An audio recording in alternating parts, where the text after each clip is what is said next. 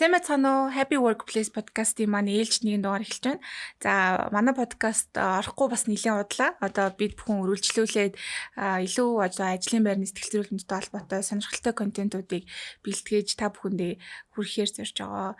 За, номон гэрэлтгээс судлаачийн үед ажлын сайн уу? Ойрт юу хийж байна? Сайн байгаа. Тэгээд наадмаар баг зэрэг амраад хөдөө явсан, гоё байсан. Тэгээд одоо буцаад ажилдаа ороод подкастаа үргэлжлүүлж хийж байгаа да. Баяртай байна, сонирхолтой байна. За тэгэхээр өнөөдрийн подкастын маань сэдв болохоор Fun at Work буюу ажлын байран дээр баяр баясгалтай хөгжилтэй байх ер нь боломжтой мүү тэр талаар одоо үзэгч сонсогчдод илүү дэлгэрэнгүй мэдээлэл хүргэх юм аа.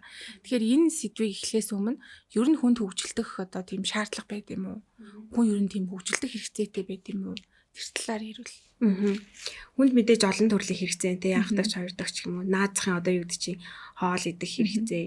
За тэгээд тэр хэрэгцээг илүү тодруулах юм бол хүн ингээд тодорхой төрлийн одоо шим дэжээлүүдийг авч иж бидний хоолд илүү эрүүл бие махбод маань эрүүл доктортой байна гэж үздэг тий. Тэгээд яг энэ санаан дээр бид нэр олон юм үзүүлэн одоо тийм санаандыг мэддэгдээ чи нөгөө пирамид гэдэг штеп эрүүл зүй хоолтын пирамид гэдэг тэдэн хувь нь уураг нүүрс ус тос өөх байх юм бол бидний хоолт эрүүл байна гэд. За сүүлдээ нөгөө юм тавгаар идэг болчихсон штеп. Тавгны тэдэн уураг мах тий ногоо жимсэн гэж байх юм бол илүү эрүүл сайхан байна гэж үздэг. Тэгээд яг энэ санаан дээр үндэслээд нэгэн эрдэмтэн буюу Daniel G. Siegel гэдэг сэтгэл засалж одоо Америкийн Калифорни мужийн одоо Лос Анжелес их сургуулийн clinical professor.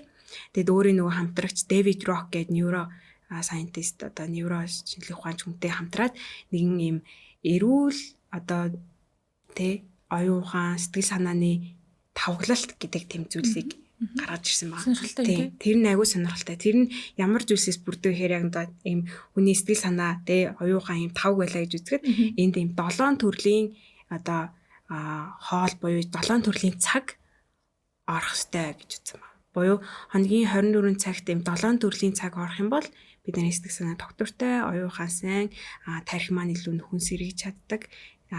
Тэдгээр 7 цагт бидний тархинд аягүй шим тэжээл болж очно гэсэн тийм санаа гаргасан байна. За тэр 7 цагт тэр нөгөө дөрвнилээс хөгжилдөх тоглох цаг ч орсон байгаа байхгүй. Тэрийг эхнээс нь дурдах юм бол эхний хан төвлөрөх цаг. Буюу бид нэр тодорхой зүйл төвлөрөөд одоо ажиллах ч юм уу суралцах тийм цаг хэрэгтэй гэж байна. За хоёрдугаарт нь тоглох цаг.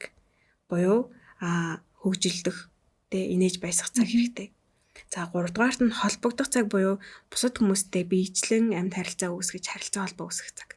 За дараа нь бие махбодын цаг буюу бие махбодын дасгал хөдөлгөөн хийж одоо бие махбодоо нөхөн сэргийх тийм цаг хэрэгтэй. За дараа нь дотгошоо чиглэсэн цаг буюу одоо бид нэр юу яадаг штэ ингээд өөртөө ярилцаа дотроо тунгаан бодоод эргэцүүлж бодоод чимээг хүн суух тийм цаг гэдэг. Тийм цаг хүн бас хэрэгцээтэй байдаг гэж үзсэн. За дараа нь сул цаг. Одоо ямар нэгэн зүйл анхаарлаа төвлөрүүлэхгүй нэг зүйлийг зорж хийхгүй зүгээр л зориггүй гарч ирдэг тийм сул цаг хүнд хэрэгтэй байх нь гэж. Тэгээ мэдээж унтах цаг хүнд тархинд яалч үсэн төлөөтэй гэж үзсэн. Тэгэхээр энэ 7 төрлийн цаг хүний одоо 24 цагт байх ёстой гэж үзэх юм бол эдгээр цагууд маань ажил дээр өнгөрөх болох гэдэг тий. Тэгэхээр ажил дээр өнгөрөх боломжтой байна уу гэдэг асуулт гарч ирж байна. Жишээлбэл одоо 7 төрлийн цагийг ерөнхийдөө долууланд нь яг нэг адил хэмжээний цаг гэхгүйгээр өөрөх нь нөхцөл байдалтай тулгуурлаад ч юм уу тий одоо тааруулаад оруулаад явах боломжтой юм бол гэж харж байна л да. Жишээлбэл төвлөрөх цаг гэхээр дөнгөж яг нөгөө ажил дээр ирээд төвлөрч суугаад ажиллаа хийх цаг. Угаасаа байдаг тий ажил дээр өнгөрсөн байдаг. За тэгээ дараа нь тоглох цаг. За холбогдох цаг ажил дээр байдаг. Тийм хоорондоо ярилцах цаг. За ажлын тухай яриа өрнүүлэх ч юм уу эсвэл энгийн яриануудыг бас өнгөрүүлэх. Хин нэгнтэй одоо ажлынхаа тухай ярилцах, сонин сайхнаа ярилцах гэдэг ч юм. Тэр бол бас жишээ нь хин нэгнтэй холбогдох цаг байж болохоор харагдчих. Ажил дээр бол өнгөрүүлж болохоор байна тий. За тэгвэл бие махбодын цагийг ажил дээр өнгөрүүлж болох юм бол ажил дээрээ дасгал хөдөлгөөн хийх боломжтой. Тий, ихэнх одоо бас ажиглаад байхад газрууд байгууллагууд ийм амралтын өрөө гэдэг одоо өрөөтэй болсон. Тэнцээний гүйлтийн зам, за дугуй ч юм уу эсвэл ширээний хөл бөмбүүдийг бас байршуулсан харагдаад байгаа. Тэгэхээр хоол эзний дараа ч юм уу ийм дасгал хөдөлгөөн хийх одоо яг зааландаа бүгд хамт зогсож жоод нэг амьсгалын засал сонголтын засал гэх юм. Яагаад тэгэхээр тэр ч мөн оффист ажилладаг хүмүүст бол нурууч хийлэхтэй гоё хөөрөх гэдэг асуудлаас урьдчилан сэргийлэх байдлаар нийт ажилтнуудаа бас дасгал хөдөлгөөн хийдэг ч юм. Тэр нь мэдээж одоо бүтэн 1-2 цагаар үргэлжлэхгүй нэг 5-10 минутын хугацаанд хийгээд буцаад ажилд ордог ч юм. Тийм байдлаар бас. Тэр сүүлийн үед байгууллагууд энийг бас хэрэгжүүлж болоод нь тий.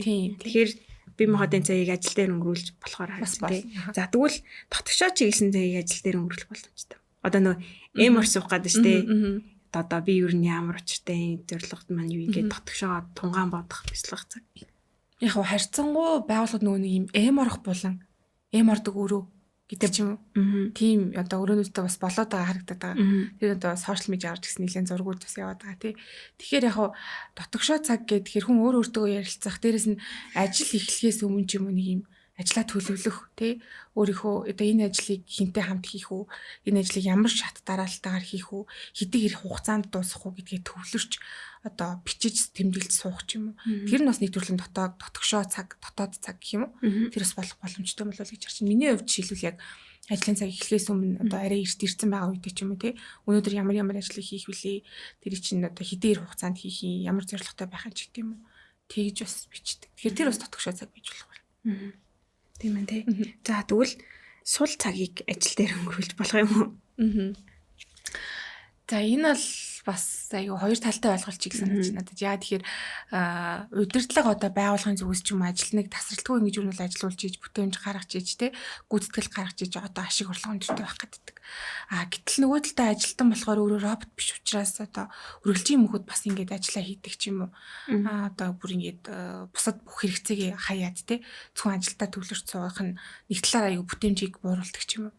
Гэтэл энэ тодорхой хэмжээнд тухайн ажилтан өөрөө сул цагийг гаргаад одоо юу ч хийхгүйгээр зүгээр одоо орших цаг гэж яриад байгаа тийм тэр цагийг гаргаснараа анхаарал төвлөрт нь сайжирдаг ч юм уу эсвэл бүтээмж нь одоо нэмэгддэг ч юм тархиа дахин зэнэглэхтэй тархиа амраахтай холбоотойгоор бас тийм сүүлийн үедэд бас тийм ойлголт зөндөө байгаа. Нэг талдаа удирдлага ажилтныг маш сайн шахаж ажлыг гүйцэтгэлээ гаргах хэрэгтэй байж идэг. Гэтэл нөгөө талдаа ажилтан өөрөө хүн учраас одоо сул цагийг нэг гаргаж авах шаардлагатай байдаг ч юм. Гэтэ мэдээж сул цаг гаргаж ийна гэд одоо үйлчлүүлэгчтэй харилцдаг одоо харилцагчтай харилцдаг ажилтнууд яг харилцагчдаас харж суучаа сул цагаа гаргалаа гэж явах нь бас өрөөсгөлтэй тэр бас байж болохгүй одоо менежмент соёлын хувьд ч юм. Харин яг ажлынхаа нөхцөл байдалтай тулгуурлаа тодорхой хэмжээний сул цагийг гаргацдаг бол тэр бас байж болох зүйл. Бас нэг тийм өрөөсгөлч гэмээр ойлголт байдаг те. Хэдий одоо олон цаг тасралтгүй айгу удаан хугацаанд ингээ ажиллаж ийна гэдэг нь бүтээмжтэй байдлыг илэрхийлнэ гэж бодоод. Яг үндэ бид нарт сул цаг те амрах цаг одоо нөхөн сэргийх цаг ч юм уу тэр цаг байж иж бид нэр бүтээмжтэй байдал маань нэмэгдэнэ гэж бас үзэж байна те. Тэгэхээр мэдээж тодорхой цохих хугацаанд мэдээж сул цагийг гаргах юм зүйтэй байна. За тэгвэл хамгийн сүүлийнх нь унтах цаг. Ажил дээр унтчих юм. За тэгтээ яг нэг өдрийн хоолны дараа ч юм уу их нойр хүрдэг те. Ноцоорол эсвэл ажлын орчин жоохон халуун бол ингэ нойр хүрэл хөвшөө хийлээдэг ч юм. Бас нэг сонирхолтой мэдээлэл хэлэхэд Англи улсад жишээлбэл одоо нойруудалтай холбоотойгоор ажил дээр гардаг эрсдлүүдийг одоо нэг мөнгөн дүнд шилжүүлсэн чинь 40 тэрбум фунт болсон. Тийм одоо судалгаа бас байсан. Дээрэс нь одоо та бидний бүгдээрийнх нь маш сайн мэддэг Хятад улсад унтах юм орыг хүртэл гаргацсан байдаг. Үйлдвэр ажилтнуудтай урт хугацаагаар ажилтдаг учраас унтах орыг хүртэл гаргацсан байдаг ч юм уу. За тэгээд Норвеги улсад бол бүр ингээд гадаа унтах боломжтой одоо тийм байгууламжтай байдаг ч юм уу.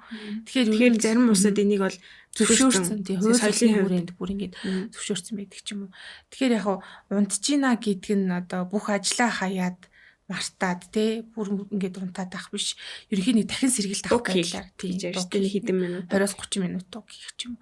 Гэхдээ бас л яг саяны нөгөө сул цаг дотгошоо цагтай ерөнхийдөө бол адилхан нөхцөл байдалтай одоо тааруулаад тодорхой хэмжээнд бол тэрийг бол байж болох хол гэж бас харж байна. Тэгвэл энэ 7 цаг маань ер нь бүгдээрээ л ажил дээр бас тодорхой хэмжээнд өнгөрүүлж болохоор юм тий. Тэгснээрээ бидний ажлын бүтээмж сэтгэл ханамж сайжрах бас талтай. Тэгвэл ажил дээр хөгжилдөж тоглох ер нь боломжтой юу гэж бодож байна. Энэ дээр яг нэг бол тийм эсвэл үгүй гэдэг юм хоёр талтай ойлголт гарч ирж байна. Тэгэхээр ажлын цагаар хөгжилдөх нь одоо ажлын цагийг хийдүүлж байна. Тэгээ ажлын цаг бол одоо ажиллаа хийх ёстой цаг гэж боддог одоо ажилтнууд удирдлага төрөл байдаг. Тэгэнгүүтээ Нөгөө талдаа болохоор үгүй одоо ажил дээр ингэж хөгжилтэй баяр баясгалтай байх юм бол ажилтныг илүү удаан тогтоон барьж чаднаа. Ажилтан илүү бүтээмжтэй байна. Ажлаас авах сэтгэл ханамж илүү өндөр байна гэдэг удирдлага ажилтнууд ч гэсэн байдаг.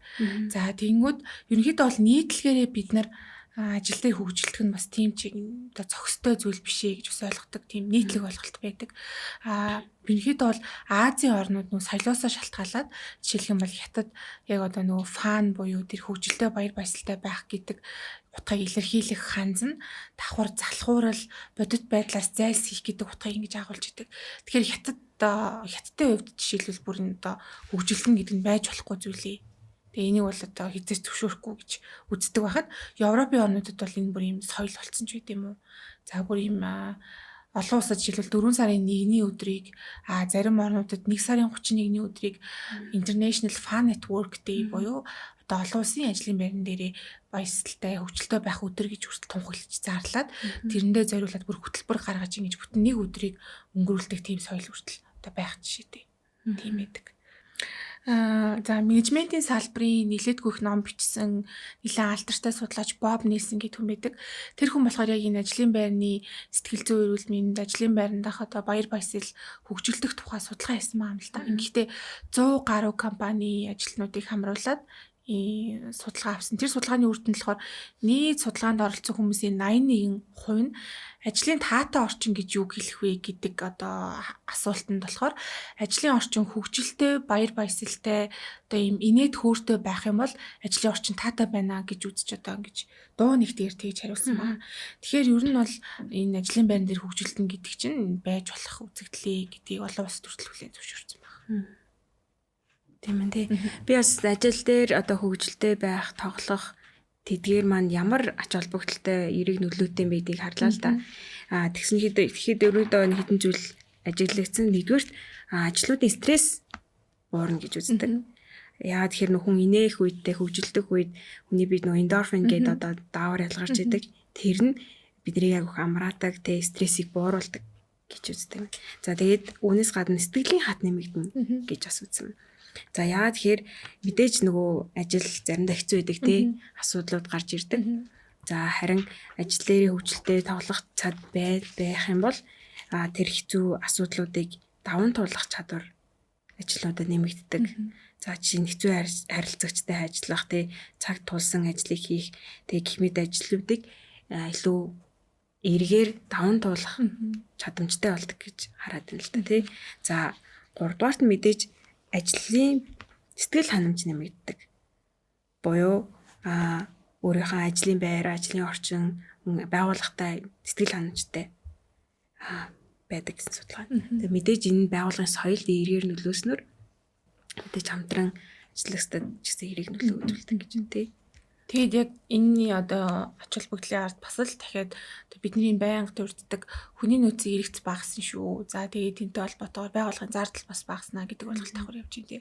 Нэмэлтээр яг энэ ажлын байран дээр хөгжилтэй байх нь биднэрт өөрөө яаж нөлөөлдөг гэхээр илүү ажилтны бүтээлч байдлыг нэмэгдүүлдэг юм байна. Яагаад тэгэхээр инээд хөөртэй өөр ингэж ажиллах ялгаа үйл ажиллагааг хийх нь ажилтнуудад ийм тайван мэдрэмжийг ер нь бол өгч идэг. Тэнгүүд энэ тайван байгаа мэдрэмж чинь буцаагаад биднийг анхаарал төвлөрөлтийг маш сайжруулад ажлын бүтээмж хийгээд бүтээлч байдалд эргээр нөлөө одоо үзүүлдэг байна. Ер нь бол жоохон ч байсан гэсэн та хөгжилтөөд инээд хөөртэй одоо байж чадах юм бол альва нэг асуудлыг одоо яг сайн сэтгэлийн хат нэмэгдэн гэдэг шиг арай өөр өнцгөөс харах.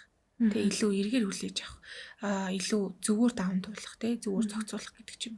Тэр нь бас нэмэгдэж идэх байна. За тэгээ дээрэс нэмээд мэдээж байгууллага ажилтнуудын хоорондын харилцаа холбоо сайжирна. Жишээлбэл тоглоом тоглож байх хавцтай, за хөгжилдөж байх хавцтай эсвэл нэг баг болоод яг ийм багийн үйл ажиллагаа сайжруулах тоглоомыг тоглолдог ч юм те. Энэ үедээ нөгөө өмнө хязгаарч харьцаж үзээгүй хүнтэйгээ харилцах. Тэр хүний тухай илүү шинэ мэдлэг мэдээллийг өөртөө суулгах. За тэгээд хин нэгнтэй ийм гүн гүнзгий холбоо харилцааг тогтоох. Энэ буцаагаад ажил дээр ирэхэд хүртэл сэтгэл ханамжтай байгаад нэг баг хамт олонний бие биенийдээ хандах хандлага те бие биенийг харах өнцөгт хүртэл эргээр төлөвлөх боломжтой байдаг байна. За тэгвэл та хэд маань бас гайхаж иж магадгүй. Тэгвэл одоо ажлын байр нэр хөгжлөх боломжтой юм байна. Яаж хөгжүүлдэг юм бэ? Тэгээ яаж одоо баяр баясгалтай байх вэ? Гэт нийтлэгээр бол энэ тоглох одоо ширээний хөлбөмбөг тоглох эсвэл амралт цугаалгаар явах гэж бодож иж магадгүй те. Тэгвэл олон улсад ч юм уу ер нь өөр ямар ийм одоо арга хэрэгслүүд байх уу? Өөр ямар байдлаар бидний ажил дээр хөгжилтэй байх боломжтой байх вэ?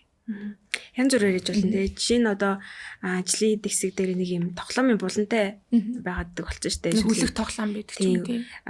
Хөлөг тоглоомод эсвэл ажил нөгөө хандаа даарц үлгцэн те. Эсвэл нөгөө чиний хэлдэг ширээний хөлбөмбөгтэй нэг юм булангаа яг ингэ тоглоом хөгжилтэй байхад зориулаад тогтжуулсан. Эсвэл тийм үйл ажиллагаануудаар бас хөгжилтэй байх боломжтой. Жишээ нь манайхан аягүй хийдэг штэ монитор зарлана. Тэ авиасын үзүүлбэр, авиасын өдөр нөгөө талент шоунууд хийдэг. За эсвэл нөгөө юм тодорхой өдөр юм зориуд юм дүр туурж ирэх гэх юм уу гэх мэтчлэн байж болно. За эсвэл юм дотроо юм хөгжилтэй сорил юм тэмцээнд дээр зохиож болно. Quiz night гэдэг ч юм уу тийм бас. Quiz night бас их сонирхолтой санаа тий. Яг том нөгөө олон хүнтэй корпорациудын хувьд бас нөгөө урлагийн наадам, спортын наадам. За тэгээд одоо яг нөгөө сар 7-8 сард бол бэсрэг наадам гэдэг ч юм уу. Тийм юм дэвс нэлийн зохион байгуулдаг санагдсан. Энэ бодлоор бол. Тэгээд харахаар ер нь бол байгууллагууд ажил дээр хөгжилтэй байх үйл ажиллагаанууд бол хийдэг байгаа. Тийм том жижиг янз бүрээр. За жижигээр их юм бол одоо хамтдаа өглөөний цай идэх эсвэл одоо юу гэдэг чинь хинийний төрсөн өдрийг хамт тэмдэглэх байж болно тийм. За тэгмүүд нөгөө талаар одоо энэ наадам зохиох ч юм уу өдөрлөг зохион байгуулах гэдэг ч юм уу тэр бол илүү юм нөгөө цаг хугацаа зохион байгуулалт зардал шаардсан ажил гэж болно тий. Тэгвэл хүн болгоод утас барьж байгаа. Хүн болгон л утас одоо ухаалаг утас хэрэглэж чинь. Тэгмүүд яг тэр ухаалаг утасны хэрэглээгээр дамжуулаад зөвхөн тухайн байгууллага хамт олонд зориулсан инээ төртөй байх баясгалтай одоо хөгжилдөх нэг төрлийн арга болох юм чаленжуудыг бас зохион байгуулах боломжтой. Тэр нь бол одоо яг нөгөө бидний өмнөх дугаарууд дээр ярьдаг Habit гэдэг аппликейшнээр дамжуулаад зөвхөн танаа байгууллагад зориулсан нийт ажилтнуудыг чинь хамруулсан юм чаленжийг бас зохион байгуулах боломжтой. Тэр нь одоо илүү дэлгэрүүлээд хэлэх юм бол та ажилтнуудаараа илүү юу хэлэхийг хүсэж байна. Тэгээ ямар дадалтай байхыг хүсэж байна. Тэр одоо хүсэлтэд өгдөг ч юм уу яг одоо өгөөд яг тэрнийхэн дагуу манахаас ингээ хөтөлбөр гаргаж өгөөд. За тэгээ тэр хөтөлбөрийн дагуу ажилтнууд өөрсдөө гар утсаа ашиглаад тэр чаленжт нь оролцдог байдлаар ч юм уу те бас тийм байдлаар шийдэж технологийн тусламжтайгаар бас тэгж шийдэж болохоор байгаа юм. За тэгвэл яг энэ ажлын байран дээр баяр баясгалтай хөгжилтэй байхтай холбоотой бас сонирхолтой судалгааны баримтууд байна л да. Тэрнээс ярих юм бол ажлаа хийж эхлэхээс өмнө хошим одоо тийм инээдмийн бичлэг үүсэн ажилтнууд бусад ажилтнуудтай харьцуулахад 12% илүү ажлаа хийх сэтэл өндөртэй байдаг. Буюу бас нөгөө дад жаргалтай байж эндорфин ялгаруулж байгаа учраас тий. За нэмэлтээр ерөнхийдөө альваг эргээр хардаг хүмүүс асуудал сорилттой тулгархтаа сэтгэлийн хат өндөртэй асуудлыг эргээд даван тулдаг буюу бас л нөгөө түрүүний ярьсан сэтгэлийн хатны битгтэй холбоотой юм явж байна. За тэгээд ажлын байран дээр аз жаргалтай баяр хөөртэй байгаа ажилтнууд 31% илүү бүтээмжтэй ажилдаг гэдэг судалгааны үр дүн бас байна. За мөн Германы 16-аас 29 насны ажил эрхэлдэг залуучуудын дунд хийгдсэн нэг судалгаа юм л да. Тэр судалгааны үр дүн болохоор энэ судалгаанд хамрагдсан залуучуудын 92% нь ажил дээрээ хөгжилтэй байх нь амьдралын сэтгэл ханамжт хүртэл эргээр нөлөөлдөг гэж дурдсан байна. Тэгэхээр яг нөгөө ажил амьдралын хоорондын тэнцвэр тэр хоёрын хоорондын холбоо уялдаатай холбоотойгоор ч гэсэн бидэрт эргээр нөлөөлөх боломжтой байна. За өнөөдөр бол ер нь бид нар олон зүйлийн талаар ярьлаа те. Эрдэмтэн судлаач, сэтгэл засалч нар, за нейросайентистууд маань яг энэ олон төрлийн цаг те тэр дотроо хөгжилтэй байх те сул байх цаг ч юм уу дотгошоо чиглэх цаг энэ цагууд нь бидний тарих, оюун ухаан, сэтгэл санаанд эрээр нөлөөлж байна гэдгийг батлаад үзүүлээ харуулад байна. За түүнээс гадна олон улсад ч гэсэн олон газруудад яг энэ тоглох хөгжилтг нь хүмүүст ийм эерэг нөлөөтэй байна гэдэг баримтууд байна те бас бид нар. Тэгэхээр та бүхэн ч гэсэн тоглох хөгжилтөг цагийг ажил дээр хэрэгжүүлээд үзээрэй. Ямар үр дүн гарах нь сонирхоорой гэж хүсэж байна тийм. За энэ хүрээд өнөөдрийн подкаст дуусч байна. Дараагийн дугаараар уулзцгаая.